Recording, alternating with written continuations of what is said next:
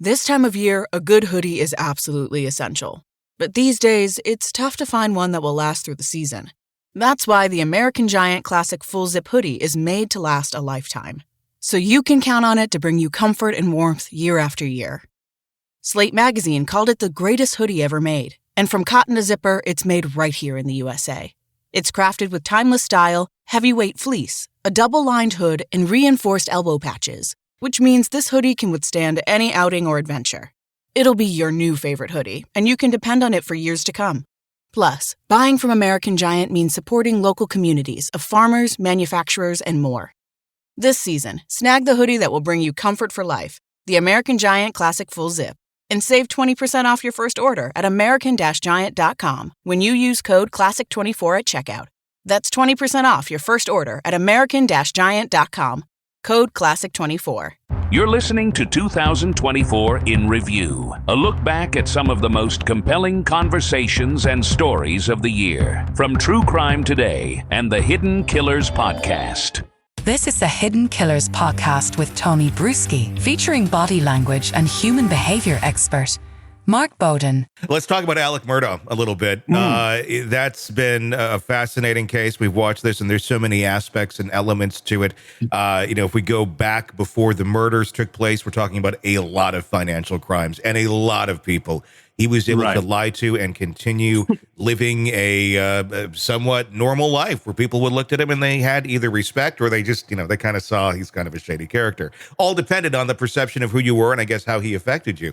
But yeah, let's dive into him a little bit. What were some of your observations from the time of being charged? And he still continued to deny that he had anything to do with the murders.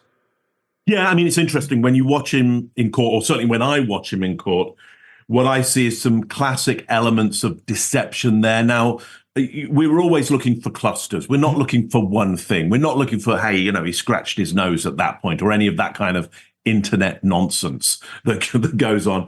We're looking for, enough evidence that says it is so much more likely that he's being deceptive in this particular situation. And there's high risk. To this, he will, there's the potential here if he doesn't lie well, that he will spend a lot of time, in a prison somewhere. So look, we see indecisive, indirect movement when he's giving testimony in court. Think about being direct when somebody has a very clear idea of what they're saying, what happened. They can see it in their mind. Why? Because they did it. It's exactly how it turned out. And their body knows that to be true. Everything is very, very clear and direct. When there's conflicting stories, there's what they have to say went on, but then there's what's really went on. And there's the risk of, hey, people might be able to uncover that difference. Everything becomes very less fluid, it's more staccato, it's more indirect. So you see him when he's telling stories, you'll see him kind of hunched over and making himself smaller. He's a big guy, he's a massive guy, big guy, but he's used to being the big guy in the room within his group, within his society. But now he's hunched over, he's more protective, his gestures are more indirect. They're less fluid. They're more staccato. He's minimized. We get things like more vocal clicks, which are these moments where you get this sound in the mouth before he starts to say something. So we've got more stress happening there. Now you might go, well, I mean, there's a lot of stress in the court. Yes, of course. Of course there is.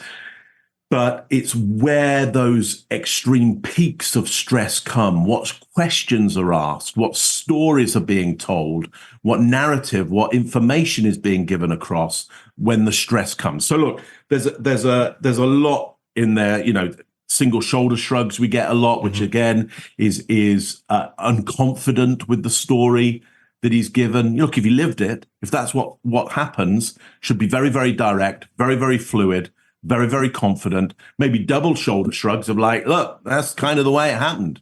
You can try and look for another story, but that's the way it happened. But not the single shoulder shrug of, well, that's the way it happened. That's indecisive. That's asymmetrical. Anyway, I hope that makes sense to you, Tony. No, it does. One element of his case that has always fascinated me, and I think a lot of people wonder about, is, not only did he kill his wife and son, the evidence certainly points that he was there without a doubt, but was there somebody else involved? I mean, that's kind of the weird crux of his whole case of, is he when he speaks, when he says, I don't have an exact quote in front of me, but essentially when he says, I didn't do this. This was not me. Does that read as a lie? Does it read as kind of a half-truth? Like there's some knowledge that there was involvement there, that he knew what happened, even if it wasn't him, or does it read straight out as, yeah, you did this? Well, I haven't looked at that exact moment, so I would have to look at that exact moment to go, okay, well, what's really happening there? But we've got to go, look, what's he likely to say? Is he likely to go, no, sure, you got me, I didn't. So that's unlikely. So he's going to have to answer. No, wasn't me. If he's been given some kind of plea bargain and the stress is enough, is he going to drop an accomplice in it? Yeah, that's possible. So why doesn't he do that? Yeah, why? Why wouldn't you? And people could go, well, there may be some coercion from elsewhere, or there may be some moral compass around that. Well, hang on though. It sounds like, he's committed a number of crimes against, or certainly done things which his group, his society weren't good for them. Why suddenly is he now suddenly loyal to this one accomplice? So again, we've got to look at what's human behavior, and why would he suddenly break a pattern of being in it only for himself for this moment here? Sure. I mean, there seems to be a pattern of a human being who is very much in it for themselves. I understand he may well have feelings for, I've shot my son. I'm now very sorry about that. But in the moment, it's all about him. Yeah. So why in that moment of somebody going, look, did anybody do this with you? Why at that moment does he suddenly get socially aware? And go, oh no, hang on, there's a moral compass there. I mean, you don't drop your friends in it, do you? Oh, so you do kill your family, but you don't drop your friends in it. So is it possible that there's an accomplice? Yeah, it's very possible. Probable though? Is it probable? No, it's not probable at all. Because that would be a complete break in his in his usual patterns. Now, is this the time when he does that break in his patterns? Like, why? Why this time?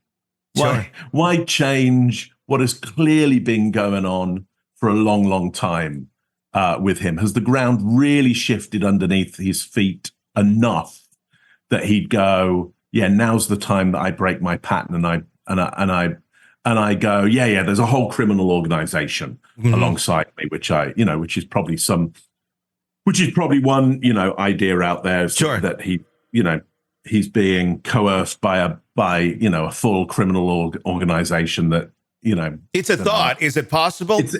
Probable. Probably not. We probably would have figured that out by now. Yeah. Probably not. Probably most likely he got a gun and shot both of his. Want to listen ad-free? Want advance access to all of our interviews before anyone else? Become a True Crime Today Premium Plus subscriber on Apple Podcasts. You get every episode commercial-free. So you can binge on true crime until you can binge no more. Search True Crime Today Premium Plus on Apple Podcasts now, or go to our podcast page and sign up now. More of the Hidden Killers podcast next.